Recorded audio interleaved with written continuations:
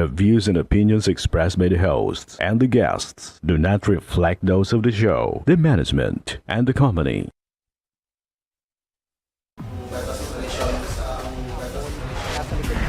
Kakakwento sa illegal na droga. Sinagawang bypass.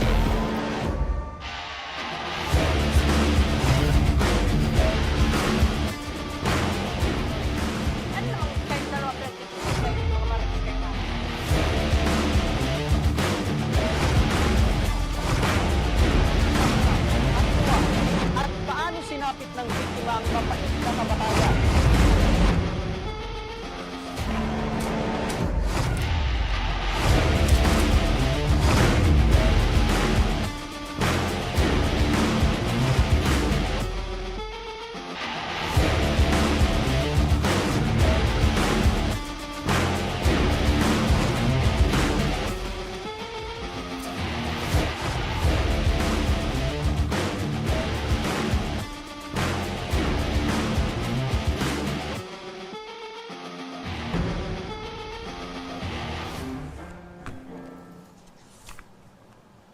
Magandang hapon sa inyo mga ka-aksyon. Live na live po tayo ngayong araw ng Lunes at tuloy-tuloy ang ating pagbibigay ng serbisyo publiko. Magandang hapon mga ka-aksyon. Live din tayong napapakinggan sa 90.3 Radyo Oragon Sorsogon, 88.3 sa Catanduanes, 90.7 Legazpi City at live na rin tayong napapanood sa ating YouTube account. Umpisa na natin ang Ako Bicol Tabang Ora mismo at sa hapong ito babalikan natin ang hinaing ng idinulog sa ating programa ng isang misis na nanggagalaiti sa kanyang mister matapos niyang malamang niloko siya nito. Ang buong reklamo at ang ating Ora mismong pag-aksyon sa kanyang problema. Panoorin sa Tabang Ora mismo update. Nag-live-in na po, nagsama na po siya sa babae na po. Asus, Asus, wag na magparasinungaling na. So muna na niya, nabalita. Meron po sa akin. Naglayas-layas ka pa nga sa inyo? O nagdala kang mga damit o doon ka nagtira? Ah, Jeffrey daw. Ay, sus, wag mo na akong ano ha.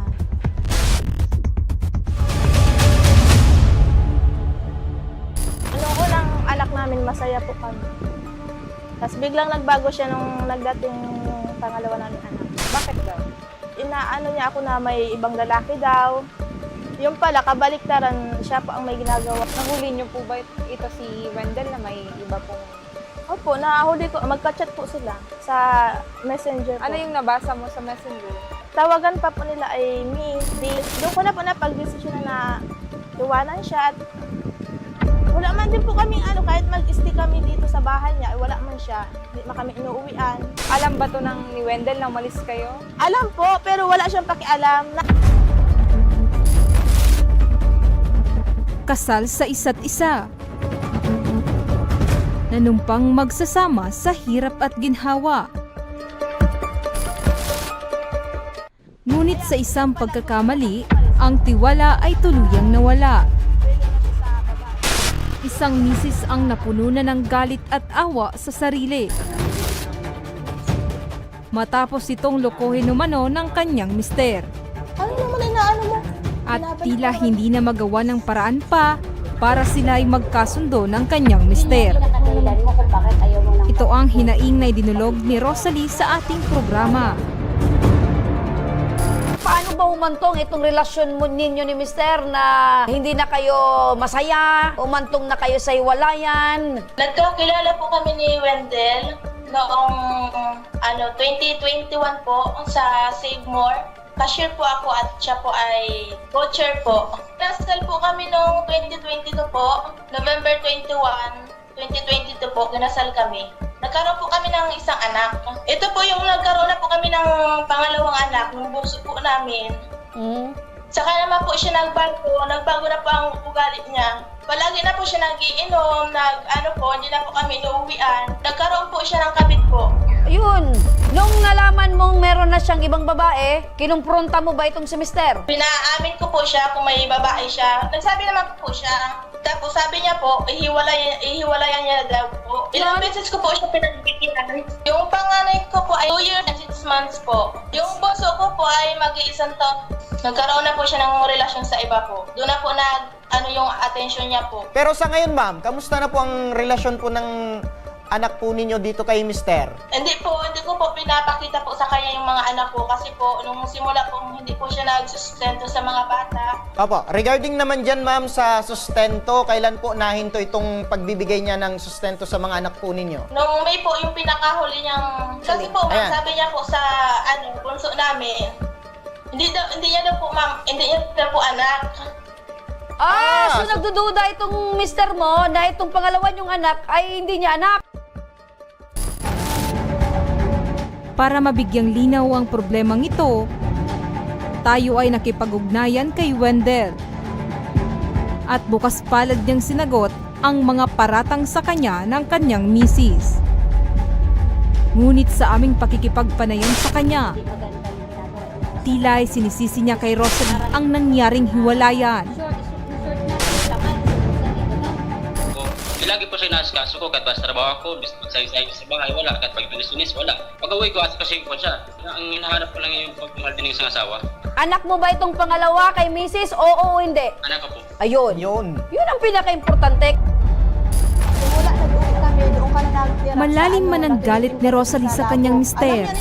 Siguro may pumpa sa... Kapakanan pa rin ng kanyang mga anak ang nangibabaw. Kahit po, ikaw mo, ay, hindi. Regarding sa sustento, kailan ka mag-uumpisa na makapagbigay ng sustento dito sa dalawa mong anak? Masulta ligo po. 1,000. Kahit po sa linggo po, kahit po 1,000. 4 na beses sa isang Sa buwan. buwan, 4,000 pesos Oo. kada buwan. Tama ba, Wendell? 4,000 every month. Kaya mong ibigay dito sa sustento para sa mga anak mo. Opo. Nasa kabilang linya ng ating telepono itong si Attorney Jesus Lapus. Magandang hapon po, Attorney. Ayon po sa Family Code of the Philippines, ang pagsuporta or sustento sa anak ay obligasyon ng parehong magulang, kasal man or hindi. Kung hindi tutupad ang isang magulang, maaari siyang kasuhan ng violation of Republic Act 9262 or the Anti-Violence Against Women and Children Act dahil ito ay tinuturing na economic abuse. Para maging formal ang kasunduan ng mag-asawa, ora mismong tumugon ang aming team upang samahan si Rosalie sa Barangay Gumaos para Calic, Camarines Sur.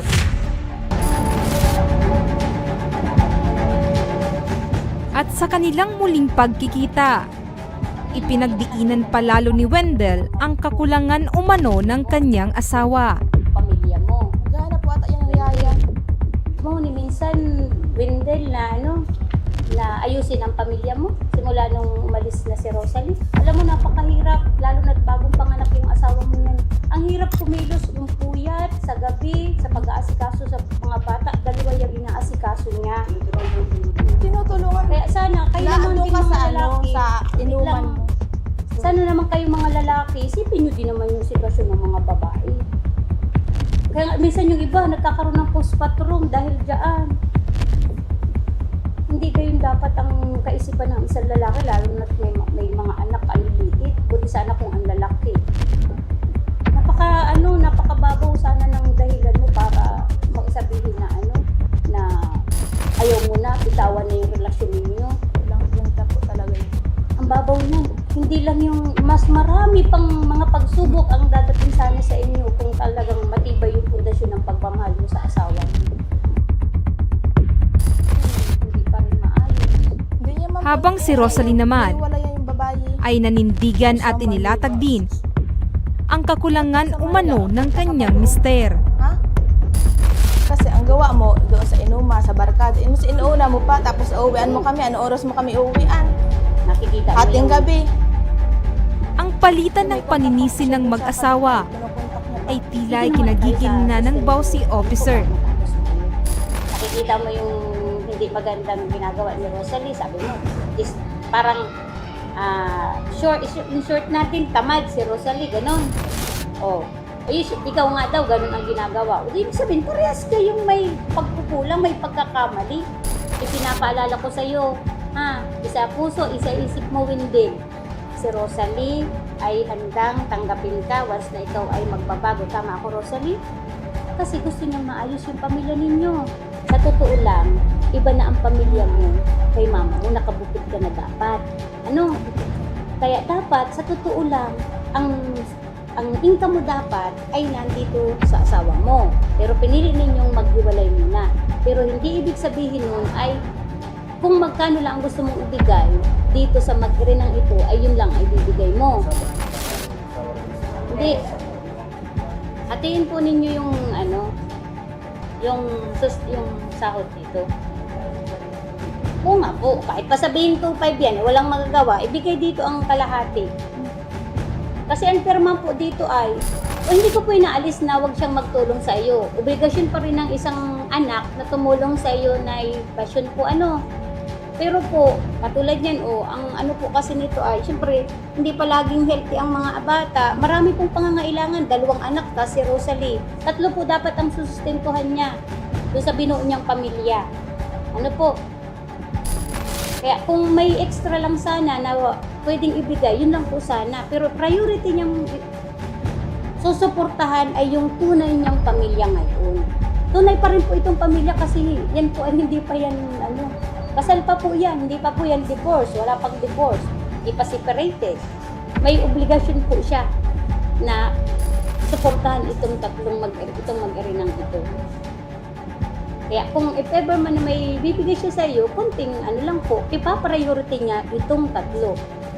Payag ka na, hati na lang. Hati po. Hindi, hati. Hindi ko man sinasabi na kung sabi ko baga, depende sa sahod mo sa isang linggo. Hahatiin mo. Payag naman na si Rosalie. Hati. Hindi korte sabing hati na yung pinagkasunduan natin dito na weekly. Pag ito, hindi man sa inaangat baga po natin pero nangyayari baga po yun, hindi laging healthy. Ipoprovide mo pa rin yung pangangailangan bilang ikaw ang pag-ibig pamilya. Bilang ikaw yung ama ng mga bata at bilang asawa ka pa rin ni Rosalie. Dahil sa pagpapaliwanag ni Maria Teresa Magana, nagkasundo na ang mag-asawa at ipinangako ni Wendell na sisiguraduhin niyang ibigay ang nararapat na sustento at suporta para sa kanilang anak. Habang silang mag-asawa ay mananatili munang magkahiwalay. 7 buwang ding hindi makapiling ni Wendell ang kanyang mga anak. Kung kaya't, nang magkaroon muli siya ng pagkakataon, isang mahigpit na yakap ang kanyang ibinigay sa kanyang anak. Ngunit ang masakit na realidad, tila hindi na siya nakikilala ng kanyang anak.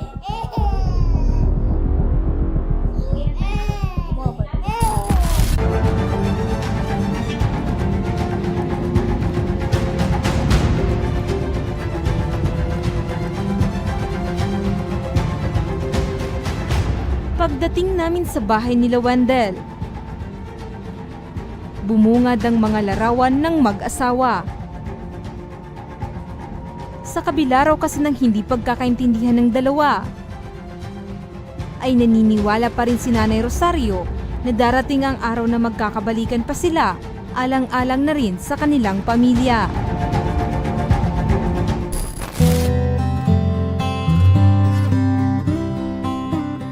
Sana yung pangako niyo sa isa't isa? Magsasama sa hirap at ginawa. Tapos ngayon ma'am, sa nangyari sa pamilya mo, gaano po ba ito kasakit para sa isang ina na ayaw mo makita na lumaki yung mga bata na walang ama? Paano ito masakit na? Siyempre po, bilang isang ina, masakit po talaga. Pangarap po sa mga anak mo, masayang pamilya. May ama sila, may ama yung mga anak ko. Ayoko ng broken family. Ayaw niya po maging buong pamilya namin.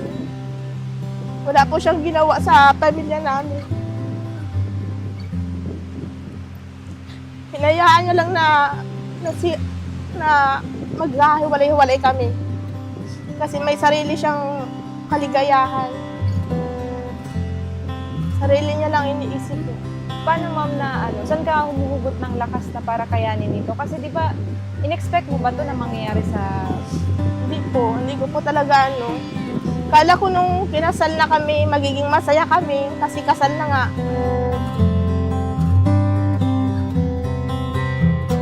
Sa kabila ng sakit at galit na dinulot ng maling desisyon, ang pagmamahal ni Rosalie ay tiyak na mananatili pa rin para kay Wendell. Kung magbago siya, tatanggapin namin siya. Gusto mo pa rin mabuo yung pamilya mo? Willing Opo. ka? Siyempre naman po, lahat naman po na pamilya, gusto buong pamilya. Nagpapasalamat pa ako sa Tabang Ora mismo. Ngayon po ay parang naanoan ako ng tinik sa dibdib ko. Ngayon po ay nakakahinga na ako ng maluwag. Yan, partner, ang reklamong idunog sa ating programa ng isang misis na regarding dito sa hinaing sa kanyang mister. Alam mo, partner, napakalupit ng tadhana. Ano? Yung kayo ay nangako sa isa't isa, ang naglakad kayo ng aisles papuntang simbahan, bit-bit yung pangako sa isa't isa, tapos babaliin lang ng mister dahil nahumaling sa ibang babae. Ano yung naging rason niya kung bakit naghanap siya ng iba dahil sa hindi niya na nararamdaman yung pagmamahal ng isang asawa? Ano pa man ang naging rason niya, partner, maling-mali. Kasi kung merong pagkukulang si Mrs., dapat ipinaalam niya. Tama. Hindi yung gagawa siya ng paraan or maybe, ano lang yun alibay para lang masabi na meron siyang rason kung bakit nagkaroon siya ng ibang babae dahil wala siyang naramdamang pagmamahal na or kulang yung pag-aasikaso o pag-aaruga na naibigay sa kanya ni Mrs. Kaya ang pinakamagandang siguro question sa mga ganyang usaping mag-asawa ay dapat pag-usapan nilang dalawa kung merong problema. Kung may pagkukulang ang isa, punuan ng isa. Tama. Kung ano naman yung pagkukulang, pag-usapan. Kasi pinaka-importante sa mag-asawa partner, komunikasyon. Tama. Pag-intindi. At syempre, yung pagmamahal sa isa't isa. Tama. At kahit ano't paman ang pinaka-apektado sa ganitong Sitwasyon. paghiwalay at sitwasyon ay ang kanilang mga anak. Correct. Walang ibang apektado ang kanilang mga anak dahil sila yung nakakakita partner ng pagbabago, sila yung nakakakita partner ng, alam mo, sa mag-asawa kasi, pag merong galit, pag galit ako sa iyo, pag galit ka naman sa akin, mag-asawa tayo partner, yung ating pagsasama sa loob ng bahay, ibang-iba. Okay? So, naando na yung pag-aaway natin, nakikita ng mga bata, yung pag-aasikaso mo din sa mga bata, apektado dahil you're not in the good mood. Diba? So, problemado ka dahil nga sa ginawang pagkakamali or patuloy na ginagawang pagkakamali ng iyong mister. At syempre, siguro, sa mga ganitong sitwasyon ng pag-aaway, magiging trauma din ito sa mga anak na babae. Okay. Na natatakot silang magmahal dahil sa baka matulad sa humantong sa paghihiwalay. Hindi lang naman sa mga babae partner na anak, pati din sa mga lalaki. Kasi nakikita nila na, halimbawa, sinasaktan ni mister, ng tatay nila yung nanay nila, nagkakaroon sila ng galit, di ba? Nagkakaroon sila ng galit and kumbaga nagre-retain sa kanilang isip na eto yung ginagawa ng tatay ko sa nanay ko. So hindi ko dapat itong maranasan. Karanasan. Ayan. At darating din ang panahon, partner, na syempre mag-aasawa, meron ka ng asawa, ako darating din ang araw na magkakaroon din ako ng pamilya at asawa. Kung meron kang gustong ibigay na payo sa akin. Ayun. Ano yun, partner? Maganda Kailangan sana mo ng payo, pag-usapan. partner? Okay. Yan. Pinaka-importante, sabi ko nga, partner, kung ano man yung problema ninyong mag-asawa, huwag niyong tulugan. Diba? Kung ano yung hindi nyo, mayroon kayong hindi pagkakaintindihan, make it sure na bago kayong matulog, pag-usapan nyo. Kasi, partner, pag yan ay tinulugan nyo, pagka-umaga, pagkagising nyo, yung awa, yung problema, andun pa rin. So, make it sure na mas-settled siya within the day, para pagising mo sa umaga, iba na naman yung takbo ng inyong buhay. Kung magiging smooth ang inyong pagsasama. Alam mo ba kung bakit, partner, na humingi ako sa'yo ng payo? Kasi nakikita ko na, kumbaga, healthy relationship. Of course. Happy life, happy wife. Yun ang pinaka-importante, partner. And, syempre, yan din yung maipapakita mong pagmamahal sa mga anak mo. Pag meron kayong magandang pagkakaintindihan, relationship ng inyong asawa, kayo mag-asawa, yung mga anak ang magbubunga ng pagmamahal na yan, partner. Tama. Diba? At So, yun din ang kanilang, pag sila ay nag-build na din ng sarili nilang pamilya, yun din kung ano nakita sa inyong mag-asawa, yun din ang kumbaga, magiging pattern nila. At sa hapong ito, sa kwentong ito na ipinalabas natin, naway itong si Mister ay Magbago patuloy na. pa rin. Magbago Patuloy at saan? magpatuloy pa rin sa pagbibigay ng sustento Ayan. sa kanilang anak. Akala At ko huwag magpatuloy pabayaan sa ang kanilang paghahanap anak. ng ibang babae at saktan si misis. Kung sustento ang kailangan mong magbigay dahil responsibilidad mo bilang tatay sa iyong mga anak. Ayan. At sa pagbabalik ng Ako Bicol Tabang Ora mismo, isang kwento ng mag-ina ang ating matutunghayan kung paanong sa loob ng 15 taon na nagsilbing kamay at paa ng anak ang kanyang ina dahil sa iniinda nitong kapansanan. Kaya huwag kayong bibitaw mga ka-aksyon at magbabalik pa ang Ako Bicol Tabang Ora mismo.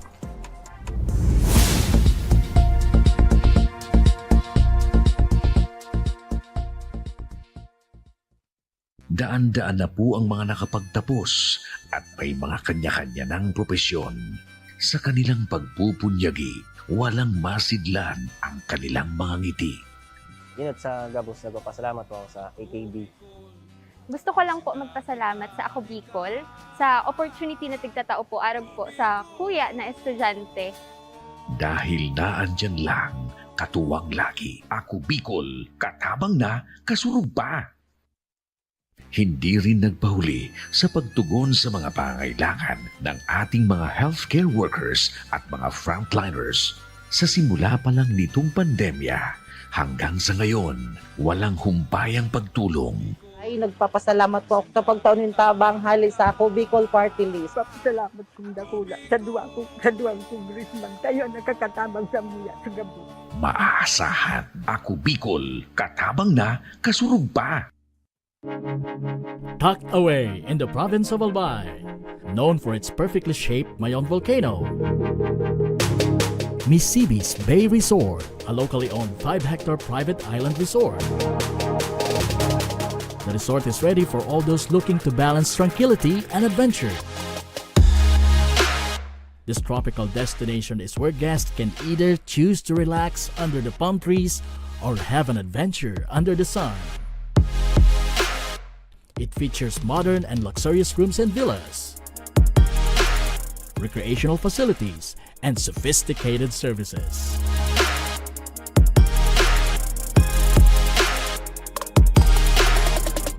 Come and experience Misibis Bay Resort, your tropical island getaway.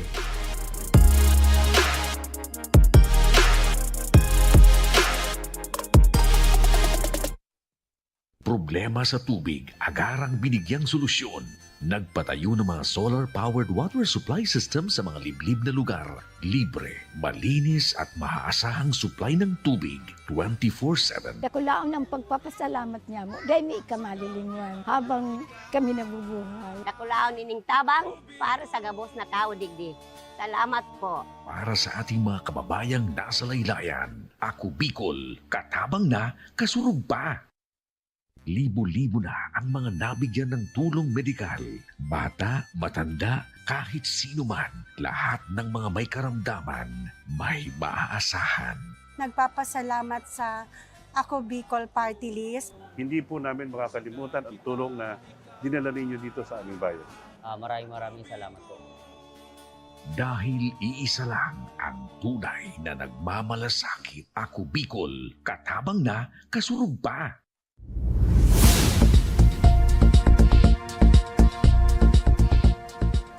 Nagbabalik ang Ako Bicol Tabang Ora mismo. Eto partner, sa loob ng ilang taon na nating pagbibigay serbisyong medikal, katuwang ang Ako Bicol Party List ay iba't iba na ang ating mga natunghayang mga kwento. Kwentong mula sa pagtsatsaga, pagsusumikap at pagtitiis, alang-alang sa kanilang mga kapamilya na may iniindang karamdaman o kapansanan. Tulad na lamang ng kwento ng mag-ina na mula pa sa Mandaon, Masbate. Ano nga ba ang munting hiling ni Nanay Michelle Kasidsid para sa kanyang anak na lumalaban sa sakit na cerebral palsy? Sabay-sabay nating panoorin sa kwento ni Rizel Lusada.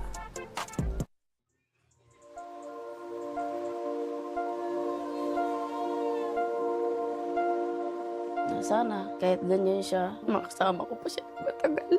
Hindi ko man maibigay ang ano ang karapat dapat para mapatignan siya. Pero ang hiling ko lang na sana bigyan pa siya ni Lord ng mahabang buhay na makasama ko pa siya.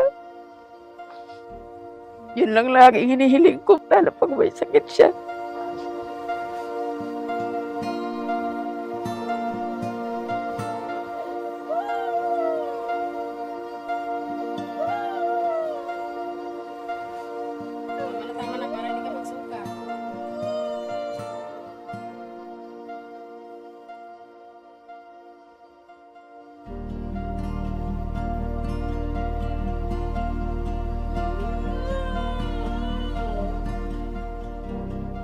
Kayanin mo kaya ang buong buhay nakahiga sa isang papag?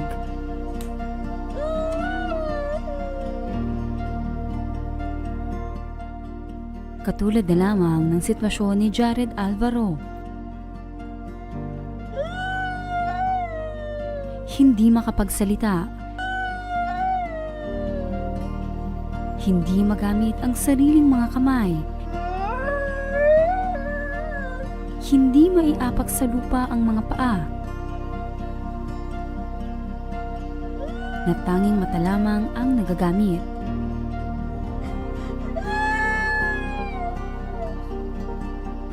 Bilanggo ng sariling katawan. Ito ang mabigat at nakakalungkot na katotohanan kinakaharap ni Jared.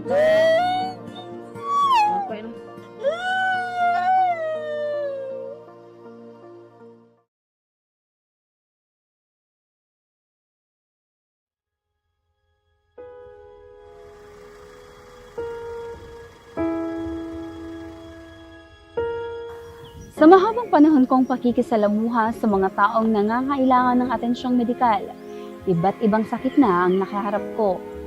Pero sa mga sakit na yon, cerebral palsy ang karaniwan kong nakakatagpo.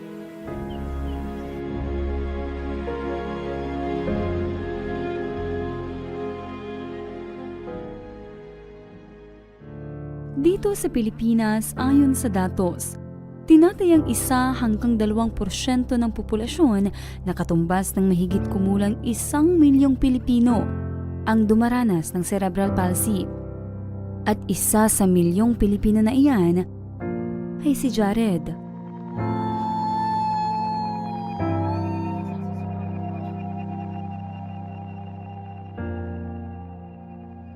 Dito sa puso ng Masbate sa Mandaon, kung saan ang sentro ay isa na lamang malayong alingawngaw, nakatira ang mag-inang Michelle at Jared Alvaro. Mahirap po ang buhay dito sa amin. Dito kami sa pinakamalayo na lugar. Sabi nga ng iba, piso na lang daw ang pamasahe.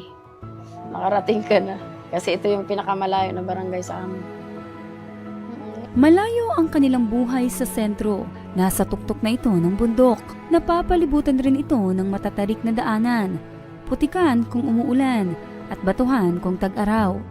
Araw-araw, ang bawat hakbang ay isang laban, lalo na kay Jared, na hindi kayang maigalaw ng normal ang katawan dahil sa kanyang kondisyon na cerebral palsy.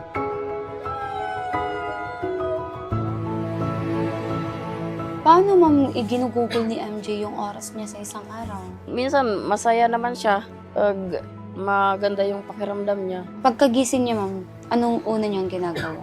Gusto niya nang lumabas agad, ma'am. Pag gusto niyang lumabas, kinakarga ko siya. Pero sinasabi ko sa kanya na basta pasok agad tayo. Araw-araw niyo po siya kinakarga para po makalabas? Opo.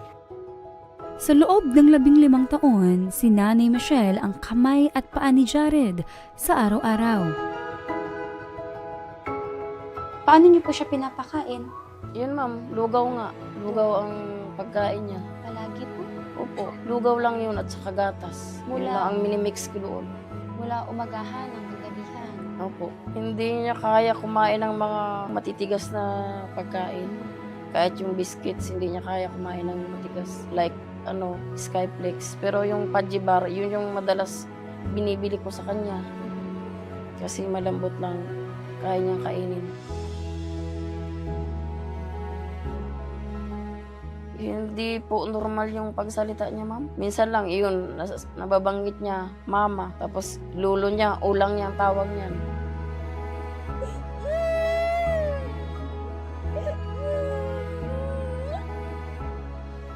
Sa murang edad, iba't ibang limitasyon na ang kinakaharap ni Jared sa buhay. Paano nga ba naging ganito? Nung mag 5 years old siya, ma'am, yung sa sobrang saya niya, pagkagabi noon, yung parang nag-convulsion siya, ma'am. As in, dilat na dilat yung mata niya na naka-straight na yung katawan niya. Yun, natakot ako. Iyak ako ng iyak, tapos umingi ako ng tulong sa kapitbahay. Pero sabi nila, normal lang daw yun. Pero syempre, bilang isang nanay, mahirap. Doon nagsimula, halos buwan-buwan, masaya na ako niyan kung sa loob ng isang buwan hindi siya sumpungin ang kanyang sakit.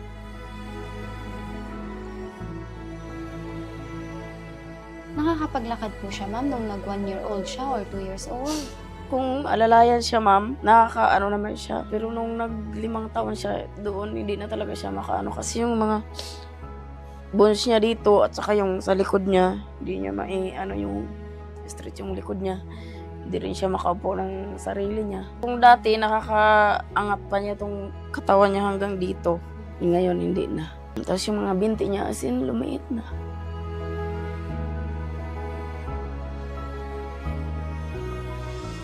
Anim na taon lang si Jared nang ipagkait ng mundo sa kanya ang normal na pamumuhay.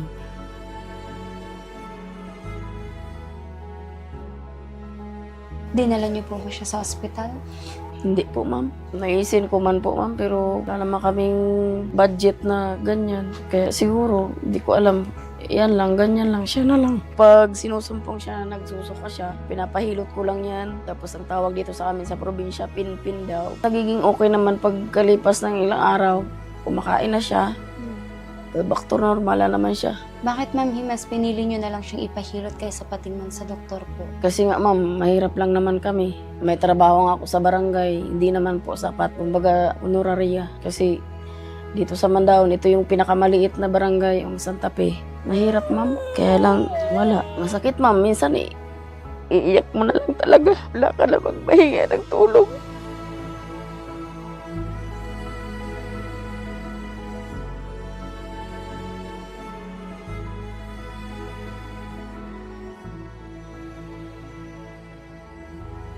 Dahil sa kakapusan sa pera, sa manghihilot kumapit si Nanay Michelle.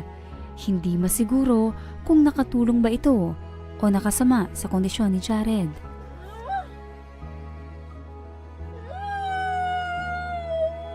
Saan po kayo, ma'am, kumukuha ng pantustos kay MJ? Sahod ko sa barangay, pinagkakasya ko. Magkano po yun? 5,500 a month. Sapat po ba yun, ma'am? Kung sa kasi dito sa amin, di naman lahat binibili. Yung gulay, kung mayroon dyan tanim sa paligid, hindi nabibilhin yun. Kaya pinagkakasya na lang po. Kasi yun lang naman talaga.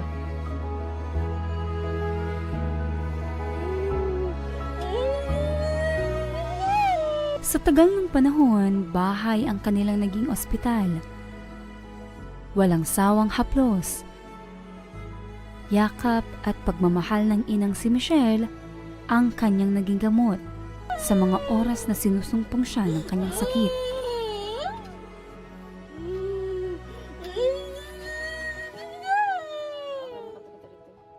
Bilang magulang, masakit. Kailangan mo naman ng pagpasensyahan kasi minsan kakagating niya ako, kukurutin kung ano na lang dyan. Pasensya lang talaga. Sana, kahit ganyan siya, makasama ko pa siya matagal. Hindi ko man maibigay ang karapat-dapat para mapatignan siya. Pero ang hiling ko lang na sana bigyan pa siya ni Lord ng mahabang buhay na makasama ko pa siya. Yun lang laging hinihiling ko, ma'am, lalo pag may sakit siya.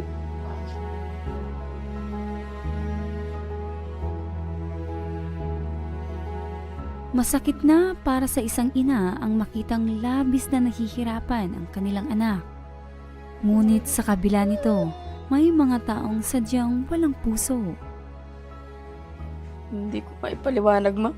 Siyempre, minsan nga,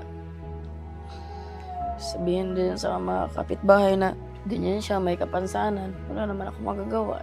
Hindi ko naman ginusto. Siguro, wala naman magulang na gugustuhin. Maging ganyan ang sarili niyang anak. Hindi man masabi ng direkta, pero ganyan. Yung iba naaawa naman, pero hanggang doon lang. Pinagtatawanan po ba kayo? Yun nga, minsan kawawa siya kasi gustuin ko man na isend siya to school, pero naiisip ko na sila lang siya mahihirapan. MJ, mahal na mahal ka ni Mama. No matter what happen, ikaw lang ang akong anak. Tani, kasama ko pa ikaw ng matagal. Gagawin ko lang ang lahat ng aking makakaya, maalagaan ko siya. Hiling ko lang, Ma'am, na sana pagbibigyan ng Panginoon na gumaling siya.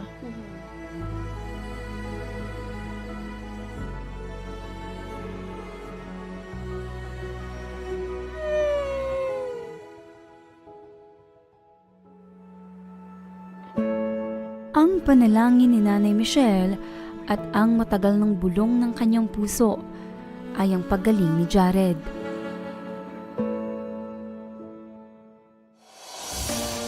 Kaya naman bilang tugon ng Ako Bicol Party List, nagsagawa sila ng medical mission sa Masbate at isa si Nanay Michelle sa mapalad na nabigyan ng wheelchair. Isang katuwang sa pag-aasikaso kay Jared.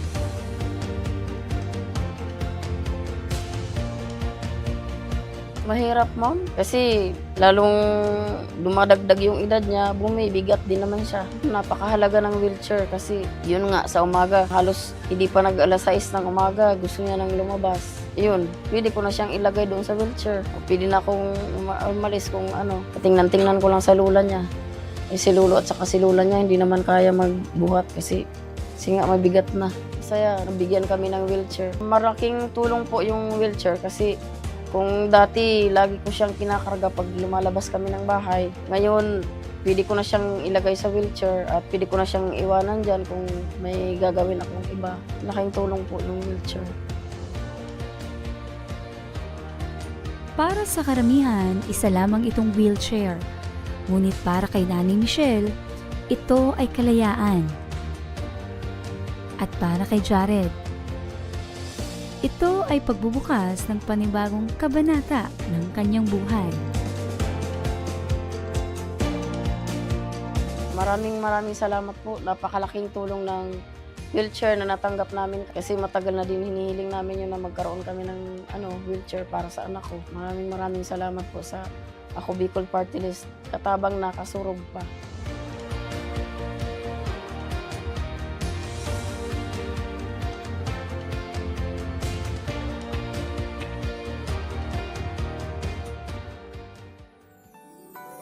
Nakakatuwang isipin na sa bawat pagtugon kasama ang Ako Bicol Party List ay unti-unting nababawasan ang mga buntong hininga ng mga dakilang ina na may mga anak na may kapansanan.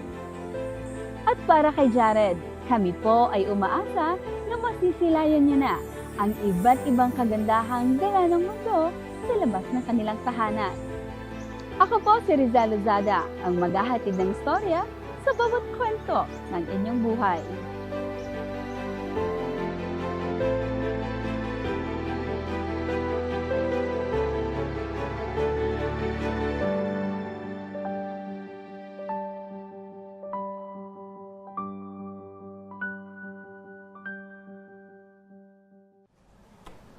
Ayan mga ka-aksyon, ang pagpakita ng pagmamahal ibinigay ng Ako Bicol Party List at ng ating programa partner dito sa kababayan natin na 15 years na na kanyang dala-dala etong kanyang sakit na cerebral palsy. Saludo tayo kay nanay, no? Sa loob ng 15 years, siya yung nagsilbing paa at kamay ng kanyang anak na may sakit. Diyan mo, partner, makikita yung tunay na pagmamahal. Alam mo, partner, meron tayong kasabihan na hindi kayang tiisin ng nanay ang kanilang mga anak.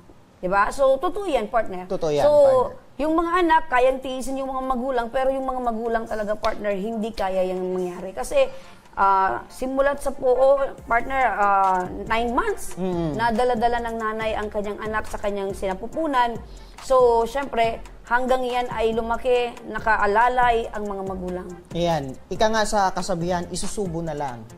Kakainin na lang, isusubo na lang, ibibigay pa sa kanilang mga anak. Importante yan, partner, na at mahalaga yan na maintindihan ng ating mga kababayan yung through love galing sa magulang, especially sa nanay. Diba? So, dyan mo rin makikita, partner, yung Ako Bicol, hindi lang dito, partner, sa Legazpi City, hindi lang dito sa Bicol Region, kung hindi sa iba't ibang panig ng Pilipinas, nararamdaman ang tulong, pagmamalasakit at pagmamahal ng Ako Bicol Party List. At patuloy yung pag-ikot ng Ako Bicol Party List para sa ating mga kababayan na PWD na nangangailangan ng wheelchair. Yan.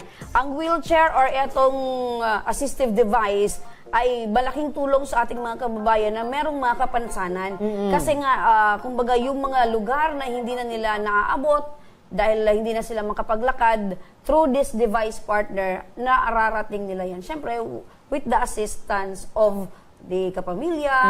So, importante ito, partner, na naibibigay ng Ako Bicol Party List etong wheelchair para sa ating mga kababayan na mga disabled na. At matagal na itong programa talaga ng Ako Bicol. Kaya't marami sa ating mga government and non-government organization na nakikitay-up sa Ako Bicol Party List para, kumbaga, sa kanilang mga beneficiary na nangangailangan din ng wheelchair. Sabi nga, partner, nung nakausap natin nung isang araw, ang tulong or ang binibigay ng programa o services ng Ako Bicol ay talagang bombastic, partner, kakaiba, dahil ito yung sinasabi na one-stop shop, di ba? Meron na ditong binibigay na pagkain, di ba, with their partners, itong wheelchairs, at meron pang mga eyeglasses, partner, during the medical mission. So, ibang-iba, di ba? Yung tulong na naibibigay ng Ako Bicol Party List.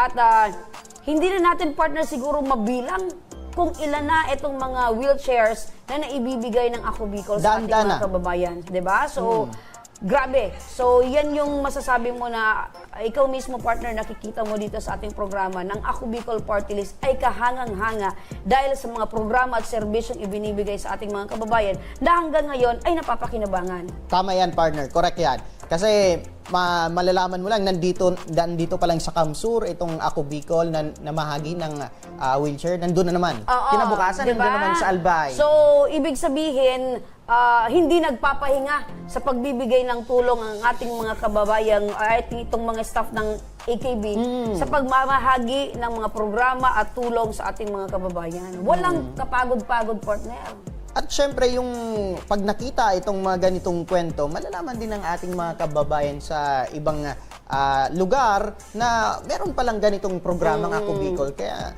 pwede silang magpadala ng mensahe sa Ako Bicol kung inanais nila or gustong humingi ng wheelchair para sa kanilang pamilya. Yung mga hindi makakapunta dito sa ating lugar dito sa Legazpi, pwede silang magpadala ng mensahe sa official Facebook page ng Tabang Ora mismo, ng Ako Bicol Party List, para ibigay nila ang kanilang detalye para sila ay matulungan at mabigyan ng wheelchair. Yeah. At yan ang mga kwento at tinaing na ating ora mismong tinugunan at binigyang aksyon ngayong hapon para sa mga nagnanais na humingi ng tulong sa aming programa. Panoorin po natin ito. Sa may mga problemang legal at medikal na nais humingi ng tulong sa ating programa, maaari po kayong magsadya sa aming tanggapan sa ground floor Embarcadero de Legazpi, Victory Village, Legazpi City. Bukas po ang aming tanggapan mula Lunes hanggang Sabado, alas 8 ng umaga hanggang alas 5 ng hapon. Sa mga nasa Metro Manila naman po at kalapit na lugar, maaari po kayong humingi ng tulong sa Action Cost Center sa North Wing ng Batasang Pambansa. Magpunta lamang po kayo tuwing araw ng Lunes alas 8 ng umaga hanggang alauna ng hapon. Maaari na rin po kayong magtungo sa Tabang Ora mismo Satellite Office sa Camarines Norte sa Provincial Capitol Building, Barangay 3, Daet, Camarines Norte. At para naman sa mga taga Camarines Sur, maaari na rin kayong dumulog sa Zone 2, Tagungtong, Goa, Camarines Sur. Bukas po ang aming tanggapan mula Lunes hanggang Biyernes, alas 8 ng umaga hanggang alas 4 ng hapon. Maaari din kayo magpadala ng mensahe sa aming official Facebook page na Tabang Ora mismo. Kahit anong reklamo ay amin pong tinatanggap. Huwag niyo rin pong kalimutang i-follow ang aming mga official social media account sa aming Facebook account, YouTube at TikTok account. Tabang Ora Mismo. Action ko patuloy na magsisilbi. Action ko sa mga... Ayan mga ka-action, it's beginning to look like Christmas everywhere I go. Partner, 2 araw na lang mga ka-action at Pasko na! Ayan, nagsimula tayo sa 100 na countdown. Ngayon, 2 tulog na. Napakabilis partner ng panahon at ramdam na natin ang tunay na espiritu ng Christmas dahil malapit ko nang matanggap ang regalo mula sa iyo partner. At syempre, matatanggap ko na rin yung regalo para mula sa iyo. Importante yung spirit of sharing, caring and loving, di ba? Importante yan dahil yan din ay yung pagpaparamdam natin na talagang all year round, dapat ang Pasko ay ramdam natin sa paraan ng pagbibigayan at pagmamahalan. Pagmamahalan. Yan, kung wala man kayong maibigay na material na regalo. Correct. Yung pagmamahal ay sapat na at kumpleto Importante kayong pamilya. yan. Alam mo partner, mas maganda nga yung kahit wala ka ng material na regalo, ang importante ay yung pakikisama mo ay totoo. Diba? Kasi meron naman dyan na, bibigyan kita ng regalo. Pero pagtalikod partner, iba na. So parang useless yung gift. Importante yung tunay na kultura, tunay na pagmamahal, tunay na spirito ng Christmas yun. Advance Merry Christmas sa iyo, partner. At 2 days na lang. Yan. Advance Happy Merry Christmas din sa iyo, partner. Talagang magiging happy ang ating Pasko, partner.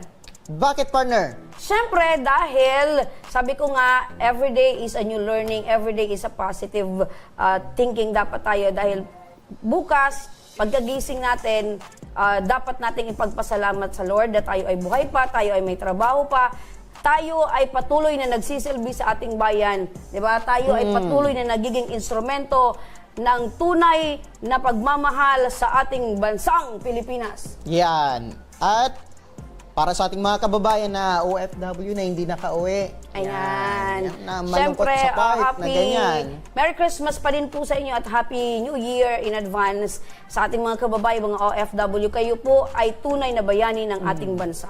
Yan.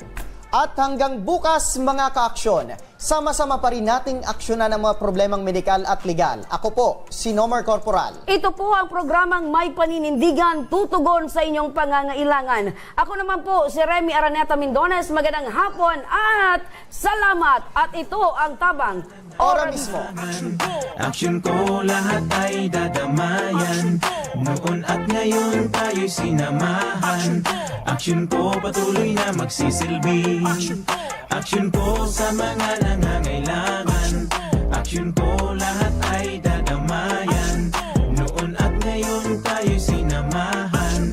Action ko patuloy na magsisilbi. Isang masipag na pilantropo, sa hirap at ginawa kasama mo, malapit ang puso sa mga natutulungan.